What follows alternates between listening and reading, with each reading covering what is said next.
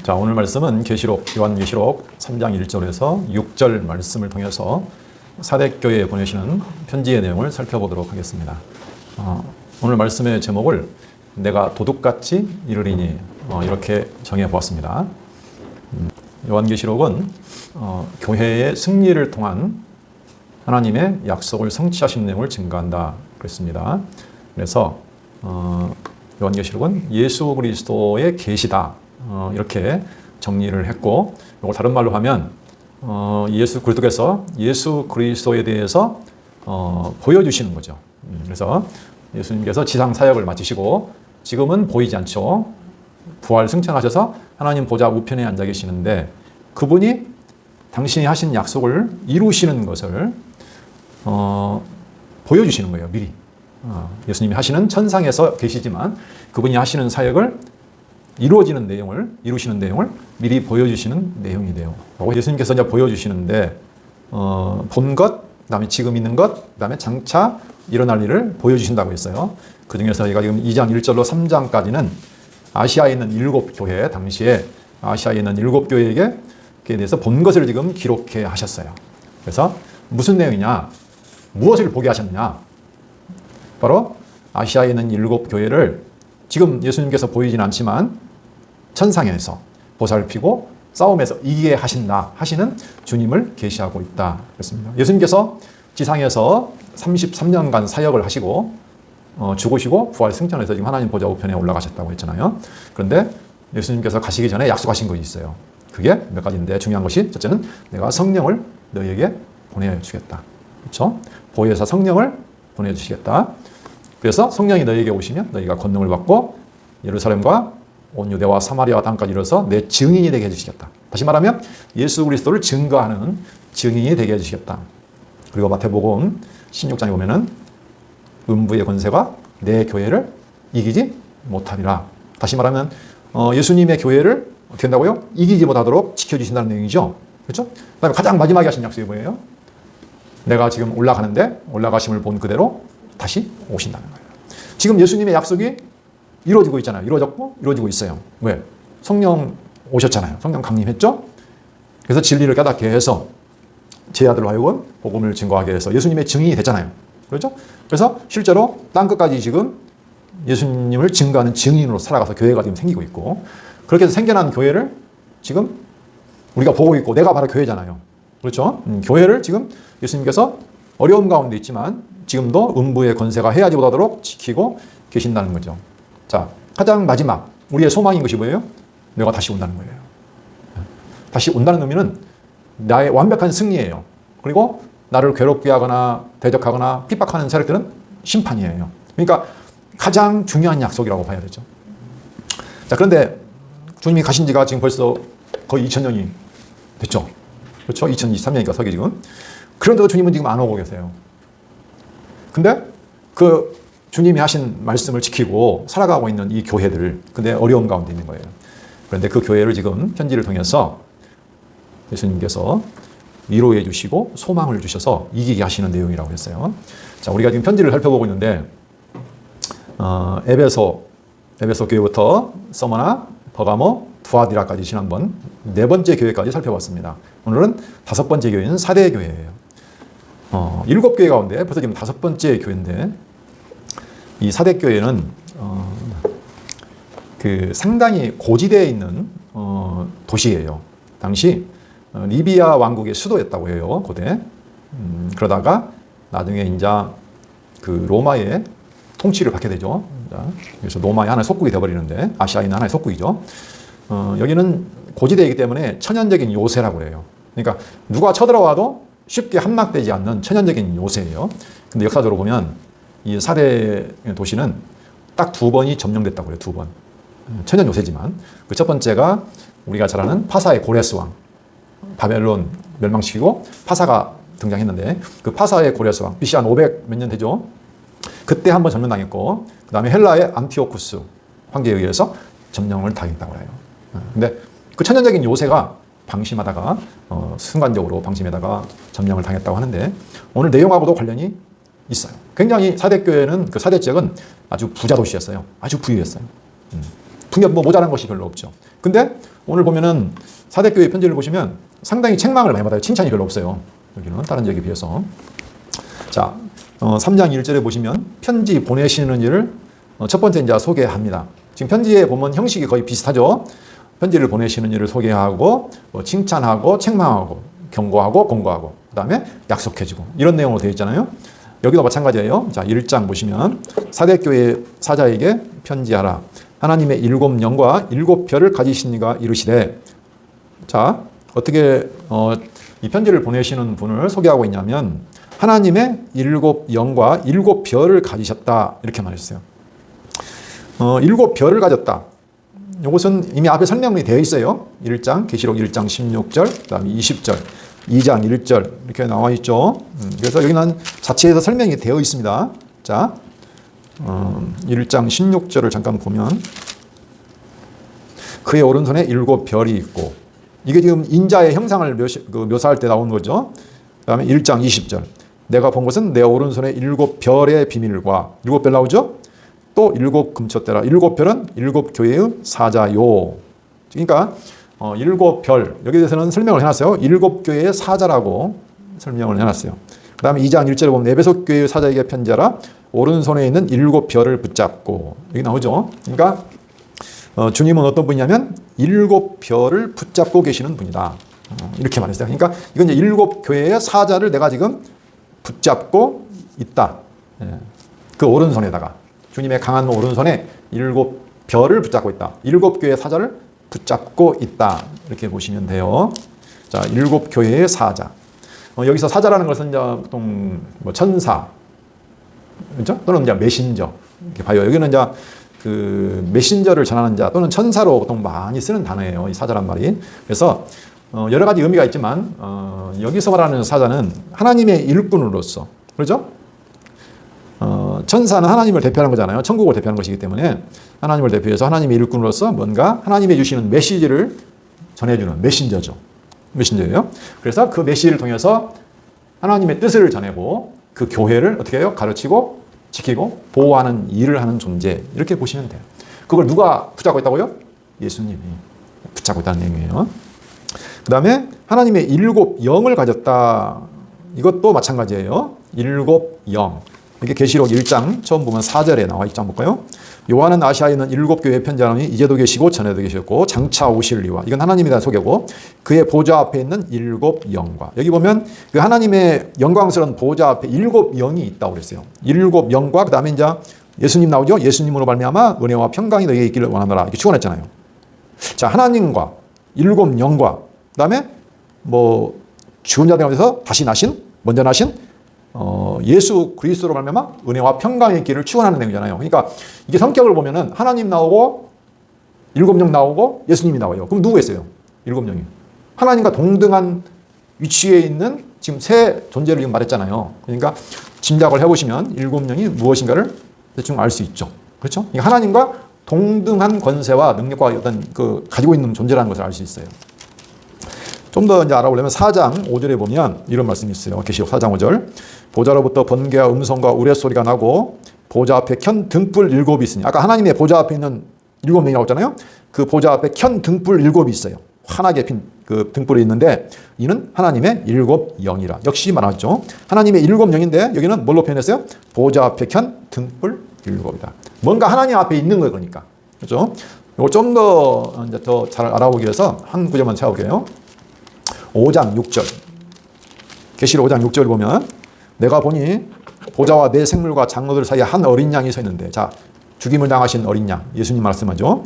어린 양이 서 있는데 일찍이 죽임을 당한 것 같더라. 그에게 7뿔과 7눈이 있으니 자, 어린 양의 형상을 묘사하고 있는데 그에 7뿔이 있고 7눈이 있다고 그랬어요.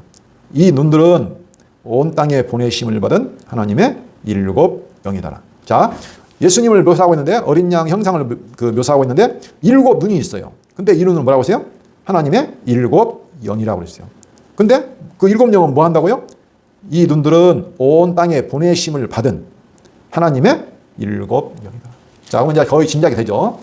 온 땅에 보내심을 받은 하나님의 보좌 앞에 있고 또는 어린 양의 눈에 있고 하나님의 보내심을 받았어요. 예수님의 보내심을 받았어요. 누구예요? 성령이죠. 그죠? 하나님과 동등한 권세와 위치를 가지고 뭔가 하나님의 일을 하기 위해서 보내심을 받아서 온 땅에 보내심을 받은 곧 성령이에요. 그렇죠? 이 성령은 지금 그러면 어디에 계시나요? 예수님이 보내셔요. 예수님이 내가 성령을 보낸다고 했잖아요. 약속했잖아요. 그렇죠? 하나님의 영이에요. 이게 뭐 하려고요? 온 땅에 보내심을 받아가지고 예수님이나 하나님이 뜻하시는 일을 어떻게 하는 거예요? 이루는 존재예요. 그렇죠? 그걸 누가 가지고 있는 게 누구예요? 예수님이에요. 네. 그래서 예수님께서 보내신 성령, 그 성령, 물론 하나님도 보냈어요. 이 두 가지를 같이 표현하고 있어요. 예수님이나 하나님이나 같거든요, 사실은. 그렇죠? 하나님의 일을 위해서 예수님도 오셨고, 그렇죠? 그 일을 위해서 성령을 또 예수님이 보내신 거예요. 자, 지금 그런 의미를 가지고 있는데, 그러한 존재, 그 예수님께서 이러시되 내가 내 행위를 나누니 책망하는 내용이 나와요. 책망하는 내용. 칭찬은 바로 안 해요. 책망부터 합니다.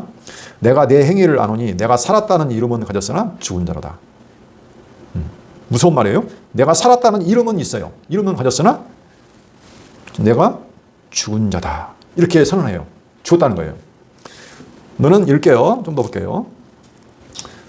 너는 일깨어 그 남은 바 죽게 된 것을 굳건하게 하라. 내 하나님 앞에 내 행위의 온전한 것을 찾지 못하였노니. 그러므로 내가 어떻게 받았으며 어떻게 들었는지 생각하고 지켜 회개하라. 만일 일깨지 아니하면 내가 도둑같이 이르리니 어느 때 내게 이르는지 내가 알지 못하리라. 그렇죠? 지금 다 죽게 됐다는 거예요. 자, 2절에 보면 죽은 자라고 했는데 여기서 그 남은 바 죽게 된 것을 굳건하게 하라 했잖아요. 이것은 남아있기는 해요. 남은 바. 남아있는데 거의 다 죽게 됐어. 네, 거의 다 죽었다는 거예요. 그래서 너 빨리 그 죽게 된 거 다시 살려. 이 말이에요. 그것을 죽게 된 것을 다시 일깨워서 굳건하게 하라. 이렇게 좀 권고하죠. 네 하나님 앞에 내 행위의 온전한 것을 찾지 못하였다. 이렇게 말했어요. 죽었다. 내 행위의 온전한 것을 찾지 못하겠다. 이렇게 지금 말하고 있죠. 도대체 어떻게 해서 죽었다는 말이 나오고 온전한 것을 찾을 수 없다고 하는 것인지. 여기서는 뭐 정확하게 나와 있지는 않죠. 무슨 내용인지. 그렇죠? 도대체 어떻게 했는지는 모르겠어요.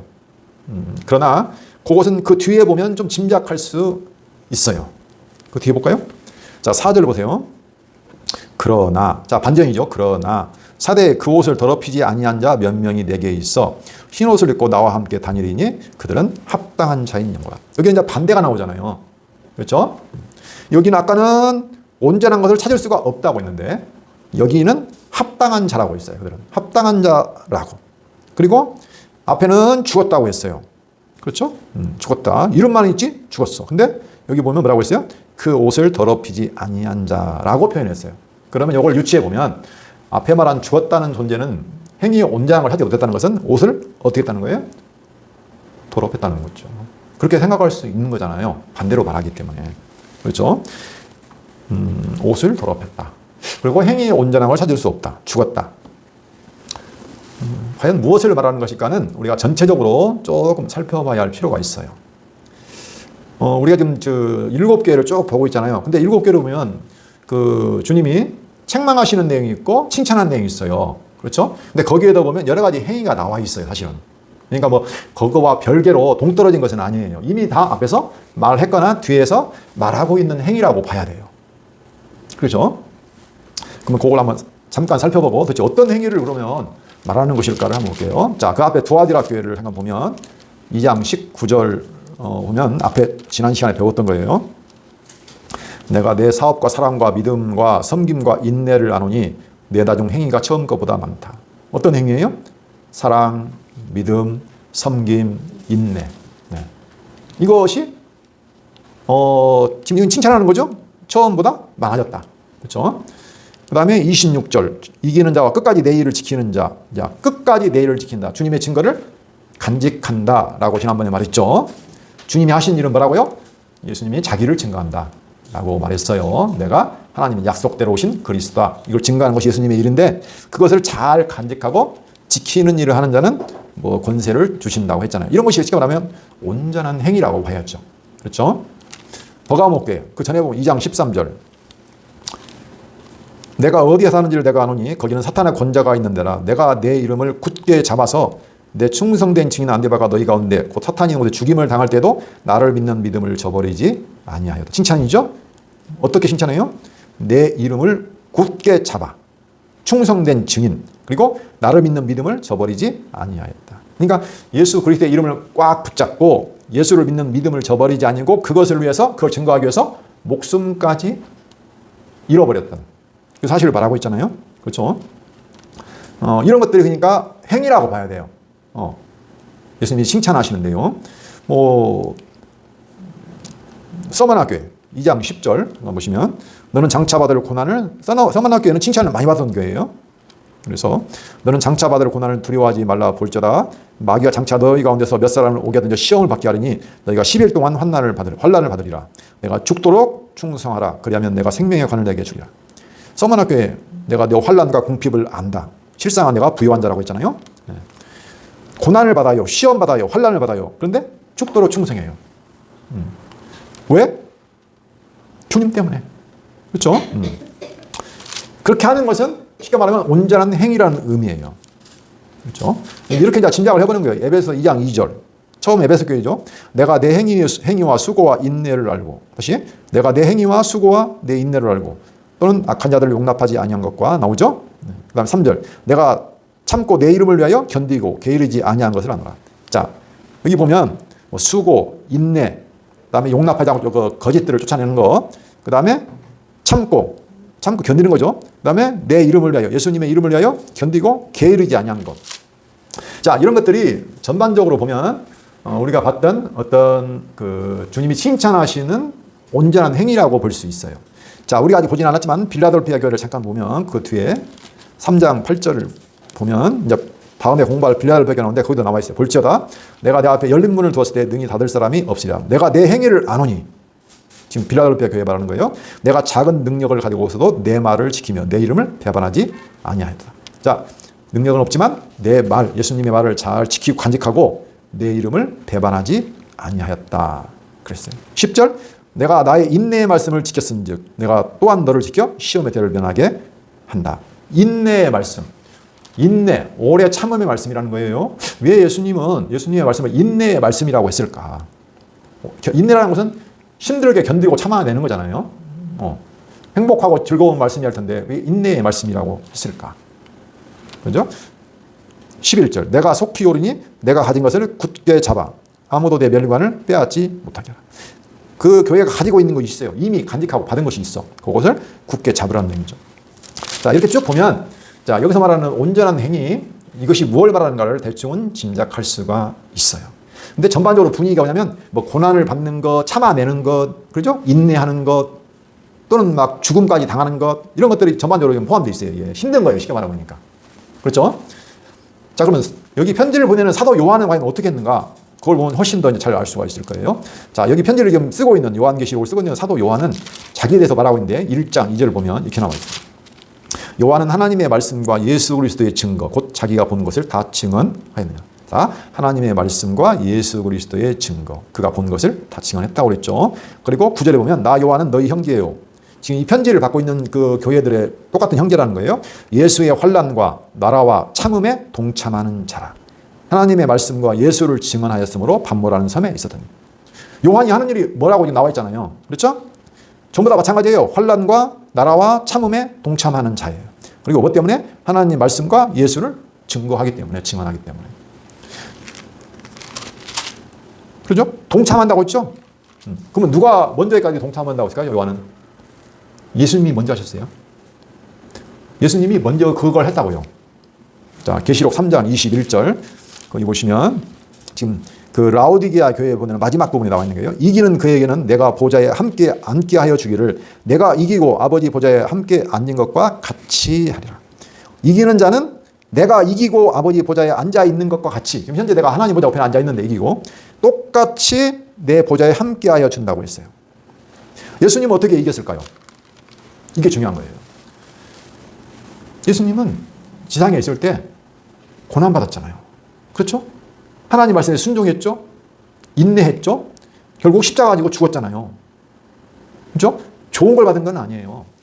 하나님의 약속을 부여잡고 어떻게 했어요? 끝까지 하나님께 순종하고 고난받고 십자가에 죽고 끝까지 인내했다는 거예요. 근데 그걸 똑같이 누가 했어요? 사도 요한이 했고 지금 칭찬받고 있는 7교회가 다 똑같은 부분을 했다는 거예요. 자, 그러니까 이것은 우리가 온전한 행위가 무엇인가를 지금 하다 보니까 좀 설명이 길어졌어요.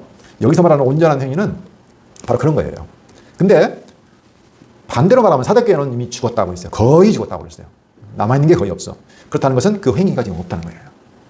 그럼 도대체 그들은 무슨 행동을 했을까? 이게 궁금하죠. 근데 이것도 짐작할 수 있어요. 아까 옷이 어떻게 했다고 했죠? 옷을 더럽히지 아니한 자가 몇 명 있다고 사도교회에 칭찬했잖아요. 그러면 옷을 더럽혔다는 거예요. 깨끗한 옷이 아니고 옷이 더럽혀졌어요. 그리고 앞에 그 7교회를 보면 어떤 게냐면 발람의 교훈을 따르는 자들, 니골라당의 교훈을 따르는 자들, 이세벨의 가르침을 따르는 자들 많지 있죠. 그렇죠? 사단의 깊은 곳에 빠진 자들 등등. 그러니까 순수한 어떤 예수님이 처음에 전해주신 그 말씀과 약속, 증거를 붙잡지 못하고 흔들린 거예요. 유혹받은 거예요. 떨어져 나간 거예요. 그래서 옷을 깨끗한 신부로 이렇게 단장을 해야 되는데 어떻게 했어요? 더럽혀 버렸어요. 지금 이것을 말하는 거예요. 지키지 못한 거예요. 그래서 이 뭐 세상의 가르침, 이 세상이 말하고 있는 그 교훈들, 추구하는 것들, 또는 요새 이단들 많잖아요. 이단들이 가르치는 것들 다 뭘 가르칠까요? 야, 너희 좋아하는 대로 살아. 육체에 따라 살아. 이런 거죠. 네 육신의 소욕대로 살아도 돼. 편한 길로 가. 네가 원하는 길로 가. 이런 거예요. 타협하며 살아 그냥. 이것도 하고 이것도 하고 하나님도 믿고 세상에서도 잘 되고 이런 식으로. 이런 것들이 전부 다 지금 이단의 가르침이에요. 그럼 뭔 말이에요? 편한 길이에요. 넓은 길이고 이게. 그래서 네가 좋아하는 대로 살아. 좋아하는 길로 타협하면서. 이게 바로 뭐냐면은 거짓된 가르침이나 교훈이에요. 근데 순수한 가르침을 따르게 되면 어떻게 돼요? 아까 말한 것처럼 고난과 인내와 견뎌야 돼요. 우리는 이 땅에서 약속을 받은 게 아니잖아요. 그렇죠? 예수님이 와서 증거한 것이 뭐예요? 하나님이 영원전에 약속한 신령한 복을 지금 말하고 있는 거잖아요. 하나님 나라. 하늘에서 관 신령한 복을 말하고 있는데 이 땅만 쳐다보게 하는 거예요. 이렇게. 소망을 갖고 살아가야 되는데 소망을 잃어버렸어요. 다시 말하면 주님이 다시 오신다는 그 재림에 대한 소망을 잊어버리고 그냥 이 땅에서 타협하며 사는 거예요. 이것은 근데 우리가 가만히 있잖아요. 이길 수 없는 거예요. 요즘 논밭에 가면 잡초들이 장난 아니게 많아요. 오늘 아침에도 오는데 보니까 논에 보니까 그냥 피가 어떤 논에 보면 완전히 그냥 새카맣게 차버렸어요. 가만두면 그래요. 산에 들어가봐요. 잡초가 얼마나 무서운지. 옛날 어떤 분이 그 뭐 밭을 키우는데 내가 풀한테 내가 졌다고 포기했다고 하는 말이 있었는데 맞아요. 손 안 대고 있으면 가만두면 그냥 잡초가 자라는 거예요. 우리가 예수님을 믿었지만 이 세상에서는 끝없는 유혹과 거짓된 가르침과 세상에 이런 도전이 있어요. 근데 우리가 손을 놔버리고 있으면 어떻게 돼요? 그냥 나도 모르게 그냥 잘하는 게 가만히 있으면 잘하는 거예요. 그래서 이건 치열한 전투예요. 쉽지 않는 싸움이에요. 그리고 전력을 다해서 달려야 되는 경주예요. 이것은. 농부가 열매를 거두려면 어떻게 해야 돼요? 아침부터 저녁까지, 봄부터 가을까지 끊임없이 풀 뽑고 매하고 잡아줘야 돼요. 이거 쉽지 않은 거예요.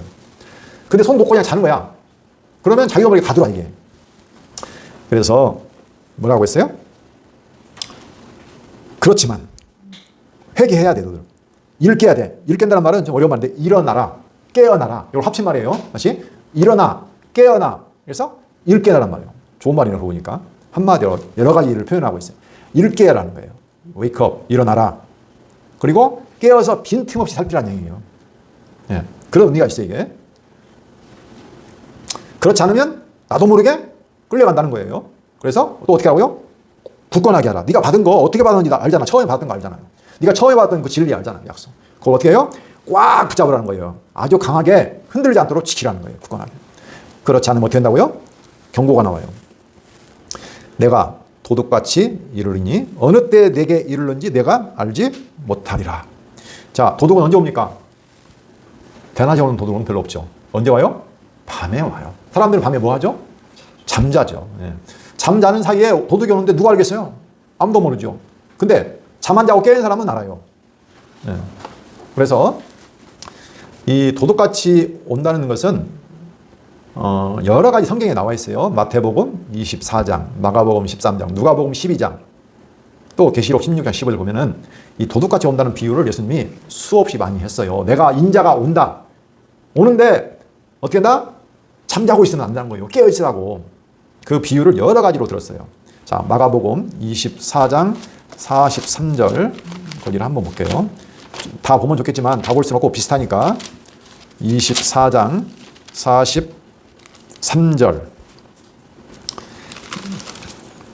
지금 예수님이 이제 32절부터 해서 무화과나무 비유를 베풀어요. 무화과나무 잎사귀가 가지가 연해지고 잎사귀가 닿으면 여름이 가까운 줄을 안다. 그런데 너희도 이 모든 일을 보면 인자가 가까이 문 앞에 이런 줄을 알아라 라고 말해요. 말하고 나서 근데 노아의 때도 사람들이 몰랐다는 거예요. 심판이 있는데 어떻게 했어요? 뭐 방주를 만들지 나는 몰라 하면서 사람들이 먹고 마시고 장가가고 시집가고 다 했다는 거예요. 그들이 멸할 때까지. 몰랐잖아요. 잠자다가. 그렇죠? 그런 것처럼 주님이 오실 때도 마찬가지란 거예요. 어떤 사람이 밭에 갔는데 한 사람은 데려가고 한 사람은 버려두고 두 여자가 맷돌질하고 있는데 한 사람은 데려가고 한 사람은 버려둬요. 모르니까. 자, 42절. 그러므로 깨어있으라. 어느 날에 너희 집과 이 말은지 너희가 알지 못함이니라. 너희도 아는 바니 만일 집주인이 도둑이 어느 시각에 올 줄 알았더라면 깨어있어 그 집을 뚫지 못하게 하였으리라. 이러므로 너희도 준비하고 있으라. 생각하지 않은 때에 인자가 오리라. 충성되고 지혜 있는 종이 되어 주인의 그 집 사람들을 맡아 때를 따라 양식을 나눠줄 자가 누구냐. 그 종이 복이 있다. 이런 내용이에요. 예전부터 다 몰랐다는 거예요. 주님이 오신 약속이 있었는데 약속을 사람들이 모르고 그냥 산 거예요. 노아 시대도 그랬고 다 그랬다는 거예요. 자, 이걸 좀 더 보기 위해서 데살로니가전서 5장 2절로 6절을 보면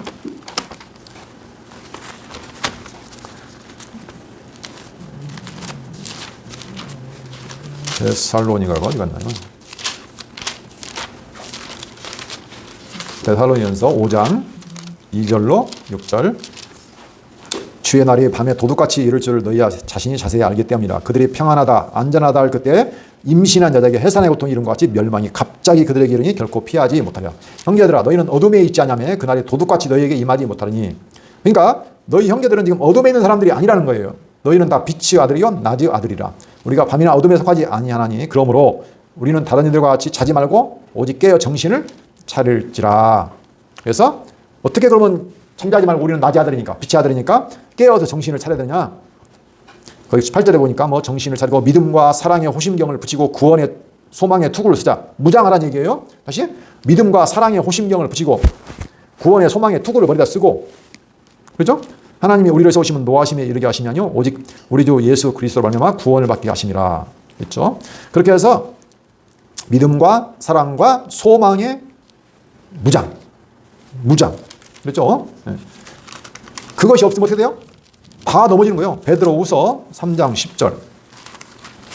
내가 거의 마지막에 왔네요. 베드로후서 3장 10절. 거의 다 비슷한 내용이에요. 주의 9절부터 보면 주의 약속은 어떤 일이 더디다고 생각하는 것 같이 지금 2000년이라으니까 더디다고 느끼겠죠. 더딘 것이 아니라 오직 주께서 너희를 다해 오래 참으사 아무도 멸망하지 않냐고 다 회개하기에 이르시기를 원하시나. 지금 참고 있는 거라는 거예요. 참고 회개할 때까지. 그러나 주의 날이 도적같이 오리니 그날에는 하늘이 큰 소리로 떠나가고 물질이 뜨거운 불에 풀어지고 땅과 그 중에 있는 모든 일이 드러나려다. 이 모든 것이 이렇게 풀어지리니 너희가 어떠한 사람이 되어야 마땅하냐. 거룩한 행실과 경건함으로 하나님의 날이 임하기를 바라보고 간절히 사모하라. 우리는 그의 약속대로 의가 있는 곳인 새하늘과 새 땅을 바라보다. 보도다. 그렇죠? 네. 하나님의 날이 임하기를 사모해야 되는데 어떻게 돼요?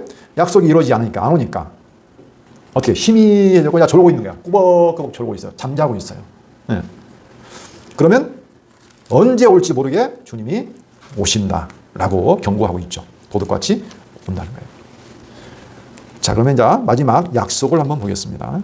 귀 있는 자는 자 5절 보면 이기는 자는 이와 같이 흰옷을 입을 것이요. 흰옷은 하나님의 그 깨끗한 세마포시죠. 흰옷을 입을 것이요. 내가 그 이름을 생명책에서 결코 지우지 아니하고 그 이름을 내 아버지 앞과 그의 천사들 앞에서 시인하리라. 약속은 다 똑같아요. 앞에서 여러 가지 약속이지만 다르게 말하고 있지만 똑같은 거예요. 뭐예요? 하나님 나라의 백성으로서 살 수 있고 하나님의 어린 양의 신부로 할 수 있고 혼인잔치 참여할 수 있고 생명을 받는다는 거예요. 생명책에 기록된다는 얘기는. 그렇죠? 그리고 하나님 앞에서 인정받아서 생명책을 영원한 생명을 얻는다는 거예요. 새 예루살렘 성에 들어간다는 내용이에요. 다 똑같은 내용이에요. 이렇게 칭찬과 약속을 해줍니다. 물론 이게 좁은 길이에요. 왜? 세상과는 반대잖아요. 근데 우리가 정말 무장하지 않으면 어떻게 돼요? 누구나 자연스럽게 졸게 되고 자게 되고 어떻게 된다? 다 옷을 더럽힐 수밖에 없다는 거예요. 거짓된 가르침에. 이 치열한 전쟁과 싸움 속에서 그러면 어떻게 이기느냐? 우리는 빛이 하다니까 잘면 안 되잖아요. 졸면 안 되잖아요. 깨어 있어야 돼요. 근데 무엇으로 깨어 있겠어요? 예, 다른 거 없어요. 말씀으로. 자, 베드로서 3장 18절. 아까 보다가 말한데 마지막에 보면 답이 나와 있어요. 자, 이렇게 너희가 주의 약속을 간절히 사모하고 새하늘과 새 땅을 바라본다고 했는데 그때까지는 어떻게 해야 돼요? 오래 참아야 돼요. 오래 참아야 되는데 18절 보면 오직 우리 주 곧 구주 예수 그리스도의 은혜와 그를 아는 지식에서 자라가라. 영광이 이제와 영원한 날까지 그에게 있을지어다. 사랑하는 자들아 17절 다시 볼까요? 사랑하는 자들아 너희가 이것을 미리 알았은즉 무법한 자들의 미혹에 이끌려 너희가 굳센 데서 떨어질까 삼가하라. 그럼 어떻게 한다고요? 오직 구주 예수 그리스도의 은혜와 그를 아는 지식에서 자라가야 돼요. 그렇게 되면 어떻게 돼요? 예수를 내가 알아가면 알아갈수록 하나님의 말씀을 알아가면 알아갈수록 하나님의 약속이 분명해지고 하나님의 약속대로 이루신 것이 확실해지기 때문에 우리는 주님의 재림도 확실하게 보이고 또 하나님의 약속한 영원한 생명도 보이고 어떻게 돼요?